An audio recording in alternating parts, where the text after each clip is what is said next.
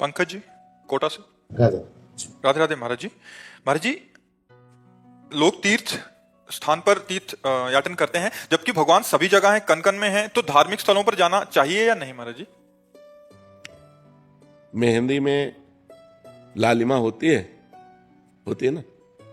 पर मेहंदी के पूरे पेड़ को चीर डालो, कहीं लालिमा दिखा दो तुम तुम्हें सामने, है ना। उसकी एक प्रक्रिया है ना।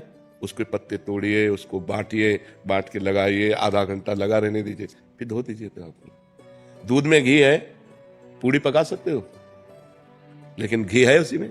उसकी एक प्रक्रिया है। उसको दही बनाओ, मंथन करो, मक्खन निकालो, फिर उसको तप्त करो, तब वो घी बन जाएगा। समझ रहे ना। ऐसे परमात्मा सर्वत्र है। चीर फाड़ डालो किसी को, कहीं भी अगर मिल जाए तो बताओ। उसकी प्रक्रिया है साधना के लिए हमें पवित्रता चाहिए। तो हम भगवान के परम पवित्र दिव्य स्थानों में जाते हैं, हरिद्वार, काशी। इनमें हमें पवित्रता मिलती है। जब हमारा हृदय पवित्र होता है तो हमारे अच्छे भाव होते हैं तो वो भाव भगवान को समर्पित हो जाते हैं और हमें भगवान का अनुभव हो जाता है। जब हमारा भाव बन जाए ना, तो हम कुत्ते से भी भगवान प्रकट कर सकते हैं। हमारा भाव बन जाए तो हम ईंट से भी भगवान प्रकट कर सकते हैं। हमारा भाव ना बने तो भगवान में भी भगवान नहीं दिखाई दे रहे। दुर्योधन का भाव नहीं है भगवान के प्रति, तो श्री कृष्ण को एक बहुत विद्वान प्रवीण यदुवंशी समझता, वो भगवान नहीं मानता। दुर्योधन भगवान नहीं मानता। जब भगवान ने विराट रूप दिखाया तो बंदी बनाने की कोशिश की। वो भगवान को मनुष्य मानता रहा, कभी भगवान नहीं माना। तो बात समझ में, ये जो तीर्थ बने हैं ये पावर है, अध्यात्म के पावर है। जैसे गंगा जी नहा के आप देखो कैसा लगता है, एकदम फ्रेश, लेकिन नियमानुसार। अब गए कुल्ला कर रहे हो, थूक रहे हो और मल रहे हो, साबुन लगा रहे हो, कोई अनुभव नहीं होगा। गए साष्टांग दंडवत किए, माथा में जल रखा और गए बस चुपचाप 5, 7, 11 डुबकी लगाई, एकदम बाहर हो गए। देखो एकदम आनंद आएगा।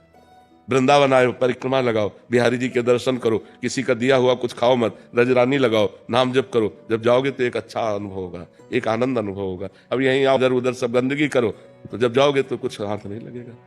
ये परम पवित्र स्थान बनाए गए हैं कि हमको अध्यात्म का सहयोग मिले, हमारे जो गलतियां हो गई, पाप हो गए, वो नष्ट हो जाए। भगवान सर्वत्र है, पर जैसे दूध में सर्वत्र घी है, दूध से काम नहीं चल सकता।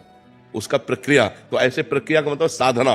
तो साधना का प्रारंभ करने के लिए हमें जो पवित्रता चाहिए, वो गंगा है, काशी है, जो बड़े बड़े तीर्थ है, इनमें इसीलिए जाया जाता है कि हम गृहस्थ हैं, हमसे कोई ना कोई पाप बन जाते हैं। तो इन तीर्थों में जाने से हमारे पाप नष्ट होते हैं, हमारे पुण्य बनते हैं, हमारा हृदय पवित्र होता है। अवश्य जाना चाहिए, पर जिस पद्धति से रहना उसी पद्धति से रहना। हर तीर्थ में एक दिन उपवास करना चाहिए। अगर 3 दिन वास करे तो एक दिन उपवास करना चाहिए, दूसरे दिन फलाहार करना चाहिए, तीसरे दिन अन्नाहार करना चाहिए। एक दिन तो प्योर पूरा ऐसे जल पे रहना चाहिए, या ऐसे कष्ट सहना चाहिए तीर्थों में जाकर। दिन उपवास करो, वृंदावन की परिक्रमा करो, बिहारी जी के दर्शन करो, यमुना स्नान करो, यमुना जी के पास बैठकर नाम कीर्तन करो, नाम जप करो, ये कमाओ। जो तीर्थ स्थानों में परम पवित्र भाव कमाए जाते हैं वो। लेकिन बड़ा विचित्र है, यमुना किनारे भी बैठकर गंदी बात करेंगे, यमुना किनारे भी बैठकर गंदी क्रियाएं करेंगे, इधर उधर सब गंदी बातें करेंगे, तो धाम का फिर लाभ कहाँ मिल पाएगा। तो समझ पाते, जरूर जाना चाहिए। तो महाराज जी, जैसे इतने बड़े बड़े तीर्थ स्थल है, कभी कभी वहाँ पे अनहोनी हो जाती है, इंसान भगवान को पाने जा रहा है। आप हमारी बात सुनो। अनंत जन्मों से भटका हुआ जीव, शरीर तो छूटना ही है, राइट टाइम है शरीर का। और अगर वो हरिद्वार में शरीर छोड़ता है, वो वृंदावन में शरीर छोड़ता है, काशी में छोड़ता है, उसे भगवान की प्राप्ति हो जाएगी। कितना बढ़िया लाभ मिला। शरीर तो छूटना ही था, लेकिन शरीर ऐसी जगह छूटा कि भगवान की प्राप्ति हो गई। तो इसमें लाभ हुई कि हानि हुई? लाभ। हाँ, हमें नेगेटिव नहीं सोचना, हमें पॉजिटिव सोचना है। काशी है, वृंदावन धाम है, हरिद्वार है, गंगा का तट है, यमुना का तट है, इनके किनारे प्राण निकलते हैं तो जीव की उत्तम गति होती है। प्राण तो निकलने थे, लेकिन यहां निकले, ये उत्तम गति हुई। जैसे आपके 100 रुपया जेब से बिहारी जी के सामने कट गए, तो निश्चित मान लो करोड़ों का नुकसान होना था। आप वृंदावन आए तो धाम की कृपा से मात्र 100 रुपए में वो कार्यक्रम हो गया तुम्हारा। अब अगर तुम पॉजिटिव नहीं सोचते तो नेगेटिव सोचकर चलोगे, तुम आए ना तो तुम्हारा मंगल हो गया। करोड़ों का नुकसान भगवान ने 100 रुपए में निपटा दिया।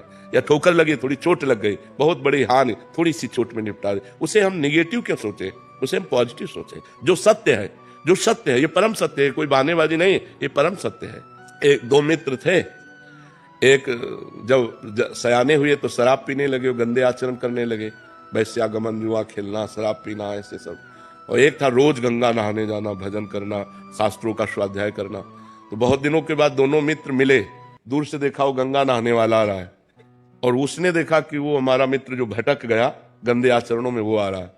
तो जो गंगा नहा के आ रहा तो एकदम नीचे देखा तो खजूर का कांटा घुस गया उसके पैर में, नंगे पैर गंगा नहाने गया था और उसके ठोकर लगी जो पाप कर्म करता था, तो एक थैली मिली असरफियों की। तो उसने कहा रोज गंगा नहाता है, राम राम रखता है, क्या हुआ देख खजूर का कांटा, मैं मनमानी आचरण करता हूं और देखिए थैली मिली। उसको लगा यार कि हम इतना संयम नियम से चल रहे हैं, हमें खजूर का कांटा इतना बड़ा होता है, इसलिए आज से मैं गंगा नहीं नहाऊंगा, भगवान का भजन नहीं करूंगा। तो जब किसी को संशय हो जाता है तो भगवान धर्मात्मा पुरुष का संशय निवृत्त करने के लिए कोई न कोई रूप धारण करते हैं, चाहे वो ग्रंथ रूप मिल जाए या कोई संत मिल जाए। तो भगवान एक संत के रूप में आए और कहा बेटा तुम्हारे कांटा लग गया क्या, लाओ मैं निकाल दूं, तुम भगवान का भजन करते हो इसलिए तुम धन्य हो। तो उनका ये सब बातें हमको मत बताओ कि धन्य हो, धन्य वो है। तब उनका बेटा तुम्हें उसे पूर्व जन्म की बातें याद नहीं है, तुम्हारा पूर्व जन्म में इस समय तुम्हें सूली की सजा मिलनी थी, खजूर के कांटे से इसलिए निकल गई कि तुम गंगा नहाते हो, नाम जप करते हो, और इसे चक्रवर्ती सम्राट होना था। और ये अपने पाप कर्म करके बस ये आखिरी थैली है, ये जहां भोग लेगा तो इसको दुर्गति प्राप्त होगी और तुम्हारा ये कांटा ही आखिरी है, और ये जहां हटा इसकी पीड़ा हटी तो तुम आगे परम धाम को परम लाभ प्राप्त करोगे। तो कभी कभी वर्तमान की घटनाओं में हम लोग भगवान पर अश्रद्धा कर लेते हैं, पॉजिटिव बात हम सोचे, नहीं तो हमें भगवान की इस मंगल में विधान में अश्रद्धा हो जाएगी, नहीं हो जाएगी। देवेंद्र जी गंगानगर से। राधे राधे। राधे राधे महाराज जी। महाराज जी, लोग सत्य मार्ग पर चलने व बोलने पर समाज व रिश्तेदार सत्य का साथ न देकर गलत का साथ देते हैं। हमें सत्य पर चलने वालों को तुच्छ समझकर समाज से अलग व विरोध करते हैं। ऐसा क्यों महसूस करवाते हैं कि सत्य बोलना गलत है, गलत को ही प्राथमिकता देते हैं महाराज जी? सब ब्रह्मा जी के 4 पुत्र हैं, सतयुग, त्रेता, द्वापर, कलयुग। सतयुग से कहा बेटा हमने नरक का निर्माण किया है, ध्यान देना। तो सतयुग ने कहा हमारे राज्य में कोई नरक नहीं जाएगा। त्रेता से कहा तो उनका हम बड़े भैया का अनुसरण करेंगे, सतयुग का। द्वापर से कहा, उन्होंने कहा विचार करेंगे कि आपकी आज्ञा का पालन करें। कलयुग से कहा तो कलयुग ने कहा जैसे बड़े भैया ने कहा हमारे राज्य में कोई नरक नहीं जाएगा, ऐसे वादा करते हैं हमारे राज्य में कोई स्वर्ग नहीं जाएगा, सीधे नरक हाउसफुल करेंगे, इसीलिए कोई साथ नहीं देता कलयुग कोई। बात समझ रहे हो? अगर आप सत्य से चलोगे तो आपको विरोध करने वाले मिलेंगे, शाबाश कहने वाले नहीं मिलेंगे। आपको नीचे गिराने वाले मिलेंगे, लेकिन आपको ये नहीं कहेंगे वाह धन्य है यार तुम हमारे कुल में पैदा हुए, सत्य पर चलने, धन्य है तुम हमारे मित्र हो, सत्य पर चल रहे हो, हमारे गांव के हो, सत्य पर चल रहे हो, बहुत सुंदर। अगर तुम किसी की जरूरत पर 500 रुपया दे दोगे तो वो तुम्हें बेवकूफ समझेगा, भोला है। आप जानबूझ करके उसका हित कर रहे हो, वो आपकी बेइज्जती करेगा। ये कलयुग का स्वभाव है, ये कलयुग का प्रभाव है। कोई किसी का हित नहीं करता। आप अपने को सत्य मार्ग में चलाइए, सिर्फ भगवान आपका साथ देंगे, इंसान आपका साथ नहीं दे सकता, क्योंकि इंसान कलयुग से प्रभावित है। और जो धर्म से चलने वाले हैं वो आपको बहुत प्यार करेंगे। देखो आप लोग कहीं ना कहीं धर्म का आश्रय लें तो आप हमें प्यार कर रहे हैं कि नहीं? हाँ, तो ऐसा नहीं है कि कोई प्यार नहीं करेगा, नहीं कोई करेगा, वो भगवान करेंगे। और जब भगवान की कृपा आपके ऊपर होगी तो फिर सब प्यार करेंगे। जहां पर कृपा राम की हुई ता पर कृपा करे सब कोई। हाँ, तो भगवान से प्यार चाहो, कोई इंसान तुम्हारा सपोर्ट करे, मुझे लगता है ऐसा बड़ा मुश्किल है, बड़ा मुश्किल बच्चा। इसलिए धर्म से चलो, किसी इंसान के सपोर्ट या उससे हम धर्म अपना नहीं छोड़ेंगे। फिर माता पिता को तकलीफ होती है गुरुदेव, तो बुरा करना, हमने सत्य के मार्ग पे चल के सही किया जी। तो माता पिता को वो गलत लोग होते हैं कुछ गांव में, वो कहते हैं कि आपके लड़के ने देखो ऐसे। किसी की नहीं, किसी की भी बात नहीं माननी। सत्य के लिए सबका त्याग करना है। अगर माता पिता भी सत्य से विचलित हैं तो जाके प्रिय न राम वैदेही तजिए ताहि कोटि बैरी समझद्य परम। सत्य का मार्ग अकेला होता है। सत्य के मार्ग पे प्रहलाद जी चले तो हिरण्यकश्यप पिता है, विरोधी हो गया ना। सत्य के मार्ग पे चले तो कैकेयी जी विरोधी हो गई ना। राम जी को 14 वर्ष का वनवास भगवान के। सत्य के मार्ग पे चले तो बलि जी के गुरु ही विरोधी हो गए। बलि जी जब 3 पग पृथ्वी दान करना चाहे तो शुक्राचार्य जी मना कर। सत्य के मार्ग पे चलने में गोपियों के पति विरोधी हो गए। तजो पिता प्रहलाद विभीषण बंधु भरत महतारी गुरु बलि तजो कंत ब्रज बनि तन भे मुद मंगलकारी। सब मंगल करने वाले बन गए, इसलिए ऐसा नहीं। फिर गुरुदेव मन में शंका होती है कि हम माता पिता को कैसे खुश रखें? नहीं, कोई खुश हो या ना हो, सत्य अगर सही ढंग से चल रहे हो तो पूरे विश्व को खुश करने की सामर्थ्य आ जाएगी। थोड़ी देर के लिए वह संतुष्ट होंगे, उनका भी कल्याण हो जाएगा। असत्य पे चलने से उनका भी पतन हो जाएगा और सत्य से चलने से उनका भी मंगल हो। आज वो खुश नहीं, लेकिन उनका परिणाम बहुत अच्छा मिलेगा, क्योंकि आप उनकी संतान हो। यदि नाम जप करते हो, धर्म से चलते हो, कोई पाप कर्म नहीं करते, तो तुम अपने माता पिता का भी कल्याण कर दोगे। वर्तमान में वो गाली देंगे, लेकिन अंत में उनका कल्याण होगा। और अगर अभी गलत चलोगे तो वर्तमान में भले रुपया लेके उनको दे जाके, लेकिन वो भी नरक जाएंगे और आप भी नरक जाओगे। तो हमें चाहिए सत्य पे चलना, कुछ भी हो जाए। सत्य पे चलने वाले किसी की परवाह नहीं करते, किसी की भी। 2 साल से अकेले ही चल रहे हैं भाई। नहीं, भगवान सबके साथ हैं। हम तो बचपन से अकेले चल रहे हैं। विचार करो, 11 वर्ष की अवस्था से भागे थे इस सत्य के मार्ग में, तो भगवान निर्वाह करके अब 55-56 की जो भी अवस्था है निर्वाह कर दिया। बहुत बड़ी जिंदगी निर्वाह कर दी। भगवान निर्वाह करते हैं। प्रकाश गुप्ता जी,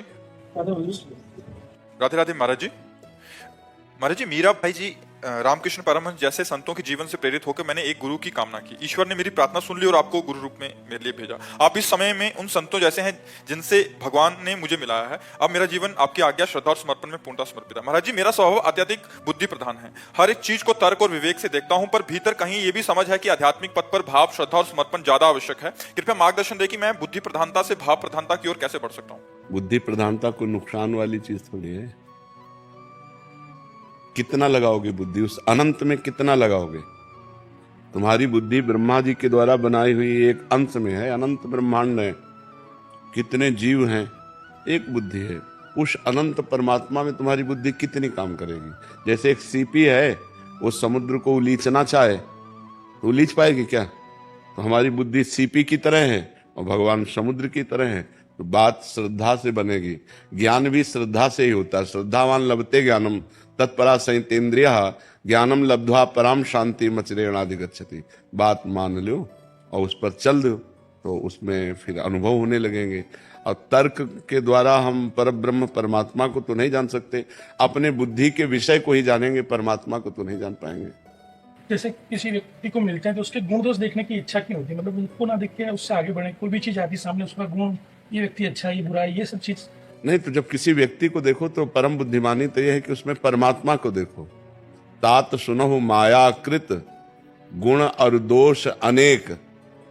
हे तात सुनो, माया के द्वारा रचे हुए गुण और दोष अनेक हैं हर प्राणी में। गुण या उभय न देखी सो अविवेक। सबसे बड़ा गुण यह है कि हम गुण दोष ही न देखें, परमात्मा देखें। सब में परम तत्व परमात्मा विराजमान है, ये बात देखें। अगर हम गुण दोष देखेंगे तो परेशान हो जाएंगे। हर व्यक्ति के रचना है, कुछ परसेंट दोष हैं और कुछ परसेंट गुण हैं। केवल गुण ही गुण, ये तो महात्मा में होते हैं जो भगवान में प्राप्त है या भगवान में स्थित हैं। बकाया अगर जो त्रिगुण के अंतर्गत है तो कुछ गुण और कुछ दोष। तो उसके लिए भी गोस्वामी जी ने कहा, जड़ चेतन गुण दोष में विश्व की न करतार, संत हंस गुण गाहे पे परिहरिवार विकार। जैसे हंस के सामने दूध और पानी भर के रख दो तो दूध पी जाएगा, दूध पानी मिला के पानी छोड़ देगा। कितनी बड़ी प्रवीणता है। ऐसे ही तुम्हारी बुद्धि की प्रवीणता हो, जड़ चेतन गुण दोष में। जड़ चेतन मिक्स, गुण दोष मिक्स। अब तुम हंस वाली बुद्धि धारण करो कि जड़ को छोड़ दो, चैतन्य को स्वीकार कर लो और दोषों को त्याग कर दो, गुण को स्वीकार कर लो। संत हंस गुण गाहे पे परिहरिवार विकार। संत विकार दोष रूपी जल का त्याग करके गुण रूपी दूध ले लेते हैं। सब में गुण है, सब में भगवान विराजमान है। तो हम उत्तम बुद्धि रखें। वासुदेवा सर्वमिति स महात्मा सुदुर्लभा। सब में भगवान विराजमान है या कुछ न कुछ गुण सब में है। तो भगवान का भजन करो तो ये बुद्धि का दोष है आपकी, ये आपकी बुद्धि का दोष है जो व्यक्ति के गुण और दोषों का दर्शन करती है। व्यक्ति में भगवान छुपे हैं ये दर्शन नहीं करती। सिय राम में सब जग जानी, करो प्रणाम जोरी जुग पानी। सबको प्रणाम करते हैं क्योंकि सब में भगवान सिया राम विराजमान है। यह है बुद्धि की बात। सब में राधे श्याम विराजमान है। पर हम गुण दोष देखें तो हमारी बुद्धि दोष युक्त है। अभी हमें भजन और करना चाहिए और बढ़ाना चाहिए भजन, जिससे हमारी बुद्धि पवित्र हो जाए। समझ रहे हैं ना? प्रियंका जी बेंगलोर से। राधे राधे महाराज जी। महाराज जी, कल मैंने आपको पहली बार देखा, बहुत कुछ सोच रखा था कि ये बोलूंगी, लेकिन जब आपको देखा तो कुछ भी बोल नहीं पाई, सिर्फ खुश हो गई। हृदय में आनंद आया, अलग ही आनंद था। क्या यही प्रेम का आनंद है? जरूर। भगवान के नाम, भगवान के प्रेमी जन, भगवान के भक्तजन को देखकर हृदय आनंदित हो, तो ये भगवान का प्रेम है। ये उनसे प्रेम नहीं, ये भगवान का प्रेम है। जब हनुमान जी को विभीषण जी ने देखा ना, तो बहुत आनंद आ रहा है, बहुत आनंद आ रहा है। तो कह रहे हैं कि तुम राम दीन अनुरागी, आयो मोहि करन बड़ भागी, कि तुम हरिदासन मां कोई, मोरे हृदय प्रीति अति हुई। मेरे हृदय में बहुत आनंद हो रहा है। या तो तुम भगवान के भक्तों में कोई श्रेष्ठ भक्त हो, और या स्वयं भगवान हो जो मुझे कृतार्थ करने आए हो। तो उन्होंने कहा नहीं, मैं भगवान नहीं, मैं भगवान का दास हूं, मेरा नाम हनुमान है, मैं तो असमय अधम सखासु। तो भक्तों के दर्शन से जो एक आनंद होता है वो भगवान की प्रीति से होता है, क्योंकि वो भगवान के जन होते हैं।